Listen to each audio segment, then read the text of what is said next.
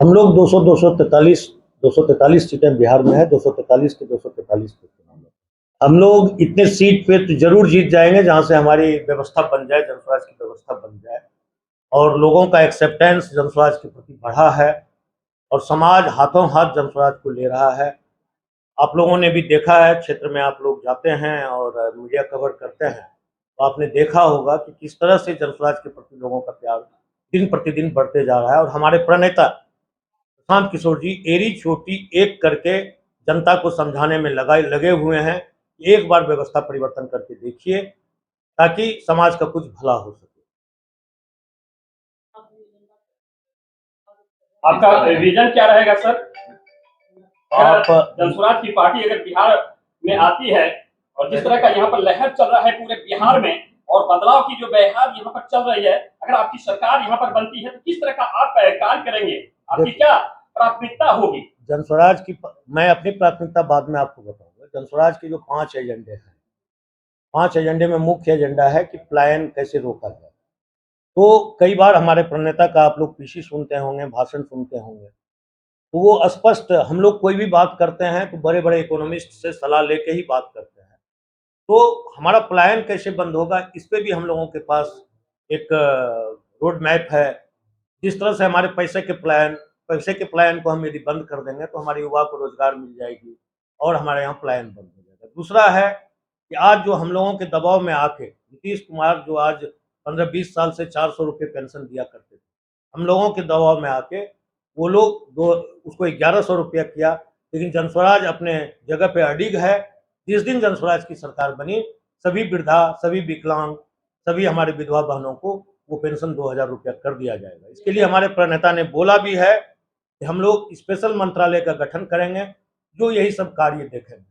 जो ऋण की बातें हो रही है, आप लोग अभी बंधन बैंक वाले को देख रहे हैं, 52 सप्ताह मतलब 1 साल।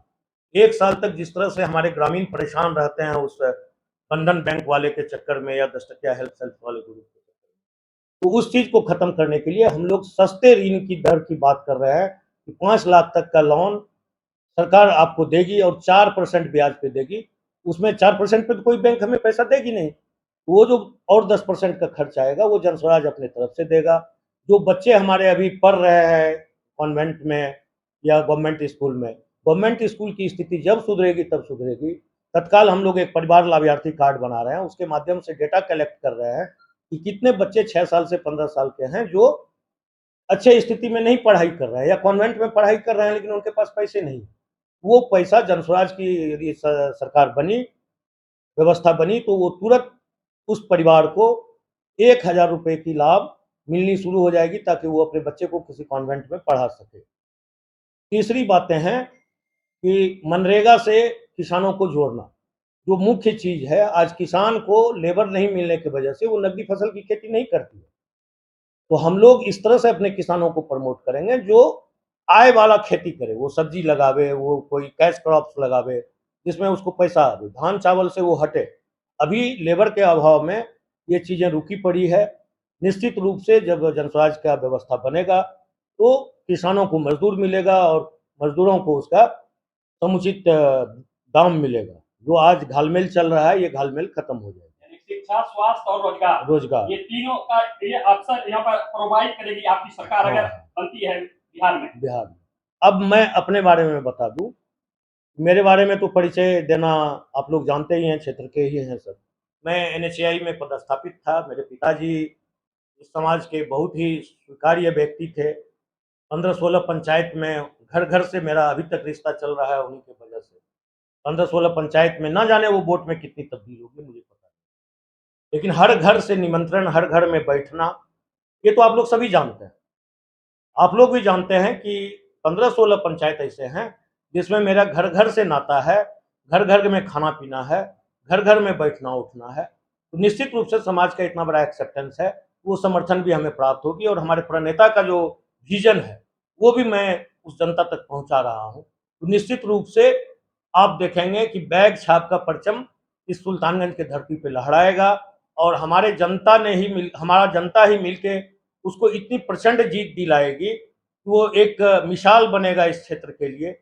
आज जो विगत 20 साल से लोग किसी जाति बंधन में बंध के काम कर रहे हैं, कोई इस जाति का बात करता है, कोई उस जाति का बात करता है। हमारे यहाँ सिर्फ और सिर्फ एक अच्छे लोगों की बात होती है, सही सोच, सही लोग और सामूहिक प्रयास की बात होती है। हमारे यहाँ किसी जाति की बात नहीं होती है।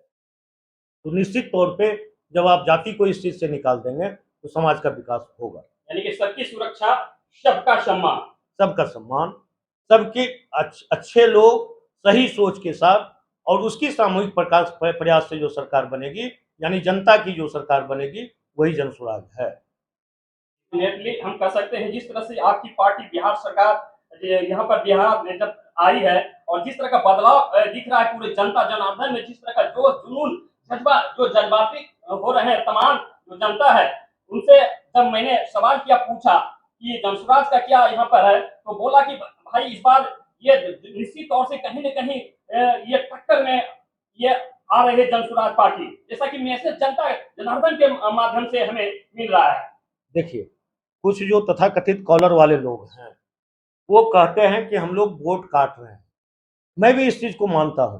मैं एनडीए और महागठबंधन का इतना वोट काटूंगा कि जनसुराज का परचम होगा, वो लोग कहीं नहीं रहेगा। ये कड़ी टक्कर होगा इस बार। कड़ी टक्कर होगी नहीं, जनसुराज यहाँ अच्छे मत से चुनाव जीतेगी और निश्चित रूप से जनसुराज का एमएलए सुल्तानगंज विधानसभा को मिलेगा।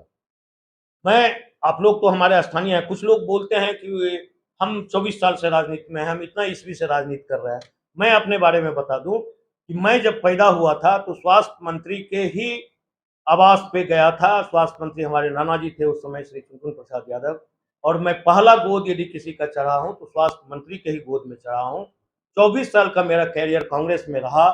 मैं यहाँ के प्रदेश लेबर एसोसिएशन का अध्यक्ष था प्रदेश का, लेकिन ठीक है, वहां संगठन नहीं थी, मैंने बहुत कुछ नहीं कर पाया।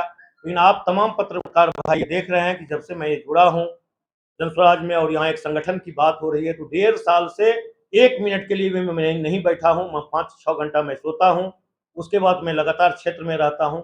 मैंने अपने जॉब को भी छोड़ दिया, क्योंकि हमारे पिताजी अपने अंतिम समय में ये बोले थे कि बेटा समाज को नहीं छोड़ना। हमारे भाई भी मुखिया थे, लेकिन आज के महंगी राजनीति में वो नहीं पढ़ना चाहते थे। हमें अपने पिता के चरण कदमों पर चलने का मौका मिला।